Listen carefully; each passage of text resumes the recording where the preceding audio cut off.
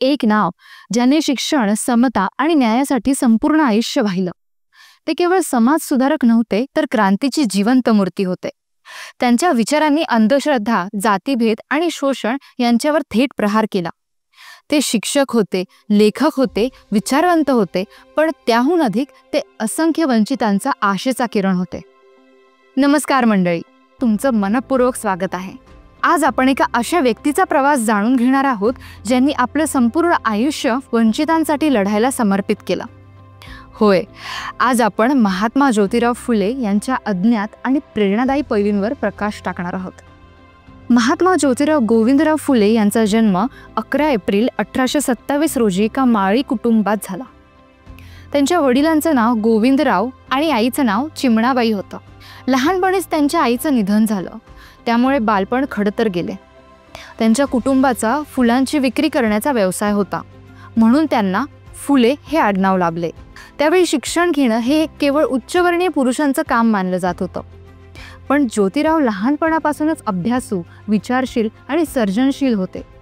सुरुवातीला त्यांनी मराठी शाळेत शिक्षण घेतलं आणि नंतर मिशनरी शाळेत इंग्रजी शिक्षण सुरू केलं. एका सामान्य कुटुंबातील मुलगा इंग्रजी शिकतोय हे त्या काळात असह्य मानलं जात होतं. काही विरोधकांनी त्यांच्या वडिलांचे कान भरले की तो शिकला तर शेतीकडे तो लक्ष देणार नाही, उद्धट होईल, आणि म्हणून वडिलांनीच त्यांना शाळा सोडायला लावली. पण त्यावेळी फुले यांना इंग्रजी येत होतं आणि त्यांना सामाजिक अन्यायांची जाणीव होऊ लागली होती. त्यांचा विवाह सावित्रीबाई यांच्याशी झाला. पुढे ज्योतिरावांनी स्वतः सावित्रीबाईंना शिकवलं आणि शिक्षिका बनवलं. सावित्रीबाई फुले पुढे भारतातील पहिल्या शिक्षिका ठरल्या.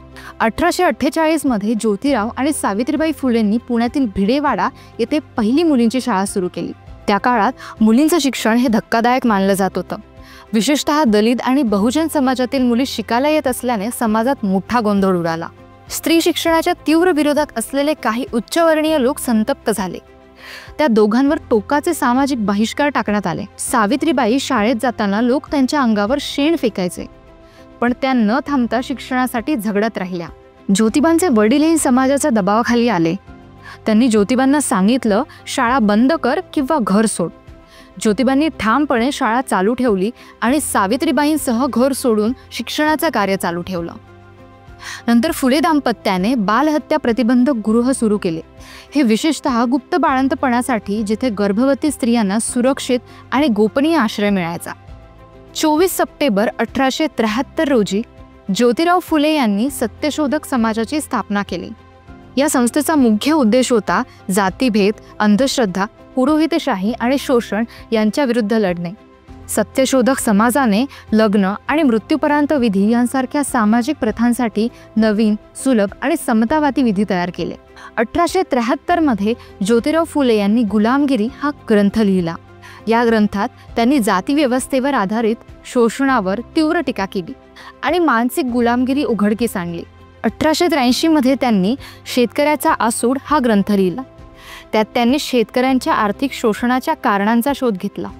नोकरशाही, सावकार, दलाल, करप्रणाली, पाणी टंचाई, अशिक्षा या सगळ्या अडचणींवर ठोस उपाय सुचवले. त्यांनी शेतीला जोडधंदे, कौशल्य विकास, जलसंधारण यावर भर दिला. त्यांचं कार्य इतकं क्रांतिकारी होतं की काही विरोधकांनी त्यांना मारण्यासाठी मारेकरी पाठवले. एका रात्री ज्योतिबा झोपले होते, तेव्हा 2 अज्ञात माणसं त्यांच्या घरात घुसली. ज्योतिबांनी विचारलं, कोण आहे? ते म्हणाले, तुमचा निकाल लावायला आलो आहोत. आमचं काम आहे, आम्हाला प्रत्येकी 1000 रुपये मिळणार आहेत. ज्योतिबा म्हणाले, माझ्या मृत्यूने जर तुमचा फायदा होत असेल तर घ्या माझं डोकं. मी शोषितांच्या सेवेत माझं आयुष्य घालवलं, त्यांच्याच हातून मरणं हे माझे भाग्य आहे. ते ऐकून ते दोघं चाट पडले. त्यांनी माफी मागितली आणि फुलेंचे अनुयायी झाले. त्यापैकी एकाचे नाव रोडे तर दुसऱ्याचे नाव पंडित धोंडीराम नामदेव होते. महात्मा फुलेंनी आपल्या कार्यातून समाजातील सर्वात दुर्लक्षित आणि वंचित घटकांना, विशेषतः स्त्रिया, दलित आणि शेतकरी वर्गाला स्वाभिमानाची ओळख करून दिली. त्यांनी केवळ त्यांच्या समस्या मांडल्या नाहीत, तर त्या समस्यांवर उपाय सुचवत परिवर्तनाची दिशा दाखवली. त्यांच्या क्रांतिकारी विचारांनी आणि कृतींनी अनेकाला प्रेरणा दिली. डॉक्टर बाबासाहेब आंबेडकर यांनी तर त्यांना आपल्या जीवनातील एक आदर्श आणि गुरुस्थानी मानले होते. तर महात्मा गांधींनी फुलेंच्या कार्याला सलाम करत त्यांना खरा महात्मा असे गौरवपूर्वक संबोधले होते. हीच त्यांच्या कार्याची खरी मोठी पावती होती. महात्मा फुले यांचे निधन 28 नोव्हेंबर 1990 रोजी झालं, पण त्यांच्या विचारांनी समाजाला नवी दिशा दिली. या थोर समाज सुधारकास त्यांच्या पुण्यतिथीनिमित्त विनम्र अभिवादन. तर मंडळी, आजच्या पुरतं एवढंच. आम्हाला आशा आहे की तुम्हाला आमचा हा पॉडकास्ट अवश्य आवडला असेल. आवडला असल्यास लाईक व शेअर करायला विसरू नका व खाली असलेल्या कमेंट बॉक्समध्ये आपले मत मांडण्यास अजिबात संकोच करू नका. पुढील अपडेट्स जाणून घेण्यासाठी आमच्या चॅनलला सबस्क्राईब करा व बेल आयकॉनला प्रेस करायला विसरू नका. धन्यवाद.